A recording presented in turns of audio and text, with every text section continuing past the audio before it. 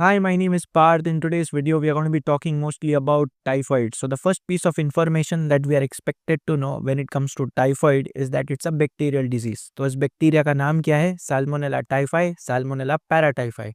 Target organ क्या है इसका? Small intestine. इसका ट्रांसमिशन होगा through contaminated food and water.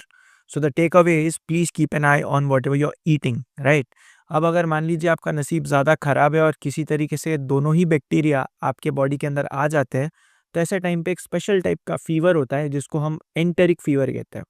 Bio में एक चीज़ याद रखिएगा, एंड का मतलब इंटेस्टाइन होता है और जैसा आप देख पा रहे हो इसका टारगेट ऑर्गन भी स्मॉल इंटेस्टाइन था, right. So it make sense.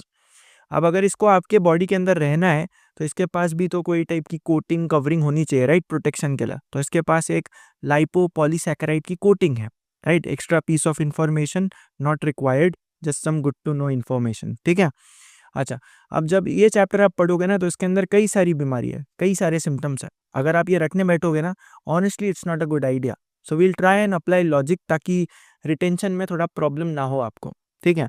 अब पहली चीज़, जब भी कोई फॉरेन बॉडी आपके बॉडी के अंदर एंटर करता है तो प्राइमरी रिस्पॉन्स इज फीवर. अब जब बुखार आता है तो आपने खुद एक्सपीरियंस करा होगा, आपको ठंडी लगती है जिसको इंग्लिश में चिल्स कहते हैं, राइट. इसका जो टारगेट ऑर्गन था वो स्मॉल इंटेस्टाइन था जो एब्डोमिनल रीजन में होता है. तो अगर बैक्टीरिया एब्डोमिनल रीजन में है तो पेन भी वहीं होना चाहिए, which is the next symptom, abdominal pain. अब अगर आपके एब्डोमिन में पेन है तो but obvious you will want to get that out of your system. तो उसके लिए हम कर सकते हैं रिवर्स पेरिस्टालसिस, जिसको हम इंग्लिश में वॉमिटिंग कहते हैं. अब आपके एब्डोमिन में पेन है और आपको उल्टी हो रही है तो बट ऑब्वियस उस समय खाने का मन नहीं करता, मतलब आपकी भूख कम हो जाती है, जिसको इंग्लिश में लॉस ऑफ एपेटाइट कहेंगे या फिर मेडिकली एनोरेक्सिया कहते हैं.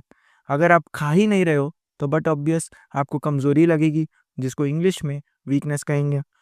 अब लोडिंग ही नहीं है तो अनलोडिंग कैसे होगा, which is difficulty in passing stools, right, constipation.